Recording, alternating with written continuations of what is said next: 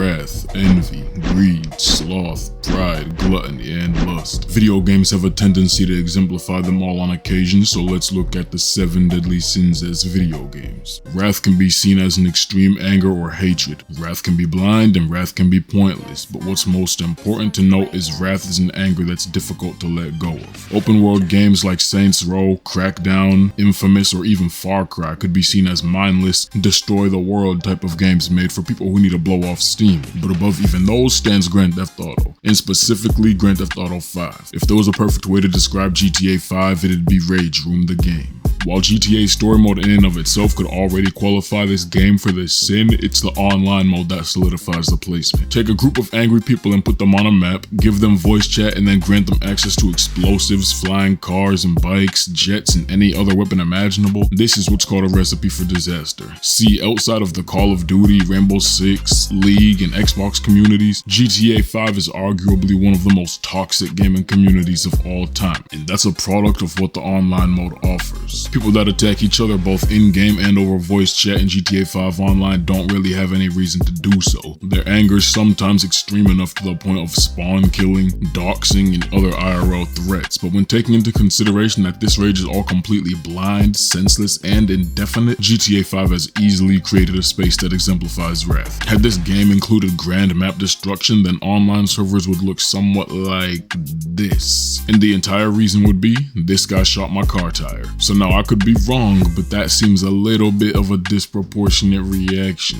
And seeing as this is the norm in GTA 5 Online, they very easily make the sin of wrath. Envy is known as discontent or resent formed out of a desire to have what others have, whether that be physical belongings or their personal qualities. Comparison is the thief of joy, and while I believe it's a stretch to say Fortnite has been ruined by their envy, I do think their longing for what others possess has sent the game down a path they never initially intended to go down. What originally started as a battle royale shooter game where the skilled dominate and the noobs get lucky has now transformed into something much less, depending on your outlook. The game has always included skins and emotes for purchase, but those things had always been original or otherwise underground and not very well known. But nowadays the game is more or less a hub for anything popular. Ariana Grande dancing to Dynamite by BTS while under fire from Travis Scott, Goku, and Batman get saved by Himiko Toga riding in on a Hot Wheels car wielding the Infinity Gauntlet. If this doesn't sound like some type of fever dream to you, then I have no idea what does. From LEGO game modes to player-made tycoons in games to real-time events to crossovers every week, I still think it's a fine game, but the original concept of Fortnite was lost to the desire to have what's popular. Greed is a strong and selfish desire to have more. It's an excessive and overwhelming want for things even when you don't need them. Rather than a game, I feel an entire company falls under this sin. Well, many companies do, but specifically Electronic Arts will be catching heat this time. Electronic Arts is a company known for many games, but is probably most famous for their catchphrase,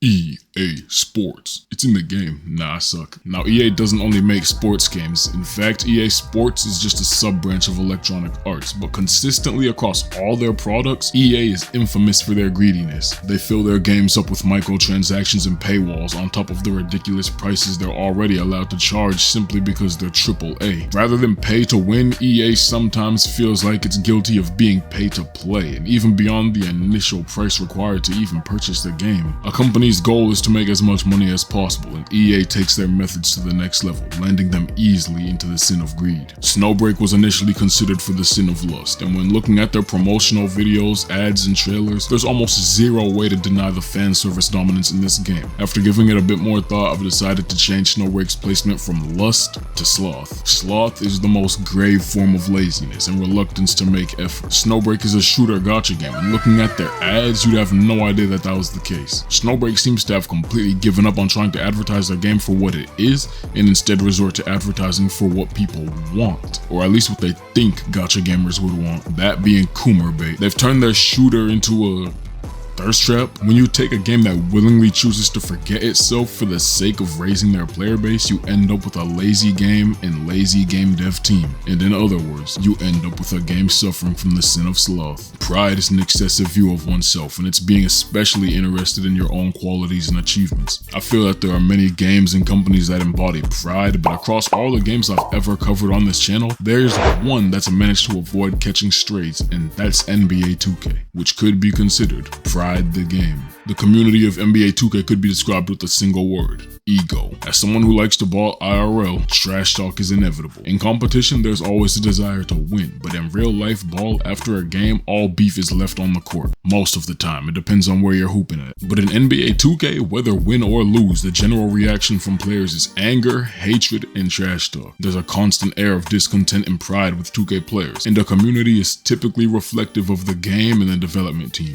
Ronnie 2K and Mike Wang are the two most notorious members of the NBA 2K team, as they're both known for disregarding the community for the sake of what they want. Long story short, despite having NBA ties, these people aren't even liked by NBA players themselves. And despite making promises on things, they sometimes don't even deliver. Reason being that NBA 2K has no competition in the basketball gaming scene, so they can get away with whatever they want. And when you've built a dynasty like NBA 2K has, your overinflated ego prevents you from doing anything more than necessary. That's because of the fact that you're under the impression you'll prosper regardless. And because of their unjustified and excessive view of themselves, across the dev team as well as across the player base, NBA 2K is the sin of pride. When I was just a young boy, I thought MapleStory was a good game, but now I've grown up and I see it's lame. I see that MapleStories are lame. Look, I used to think MapleStory was fun, and I technically wasn't wrong all things considered, but after I've grown up and gained sentience, I've realized just how bad MapleStory is. Gluttony is typically known as overeating, overdrinking, and just overindulging in food. However, gluttony can just be defined as an overconsumption of something. If you're gonna play MapleStory, there's no such thing as playing casually. You either play how I did as a child and make no progress while just enjoying the bright colors, or you play the game as it was designed and realize that, game aside, you yourself are a glutton for punishment. MapleStory is a game that consumes a couple of things. First of all, the game is extremely pay to win, at least on non-reboot servers, and catching up to someone who pays money would be next to impossible. The reason being the same reason why MapleStory is most qualified for the sin of gluttony in the first place: the overconsumption of time. MapleStory's grind is abysmal, and while I've never made it that far into the game, I've seen enough Twitch streamers who are either auto-farming for dozens of hours straight just for half an EXP bar, or otherwise just sleeping. MapleStory is a glutton for your time, and it succeeds at what it wants. The final sin, lust, could be applied to many, but simply for the sake of how simplistic the game is, I'm awarding this sin to HuniePop. HuniePop is a game that I feel like a lot of people have never even played, but still know what it is. It came out during a time where Coomer games weren't really as prevalent, and it was popularized by YouTubers like Dashy Games. It's similar to Candy Crush or Bejeweled for the old heads, a simple tile matching game that also happens to be an adult dating sim. Lust is simply known as strong sexual desire for someone, but it's also known just as a desire for something.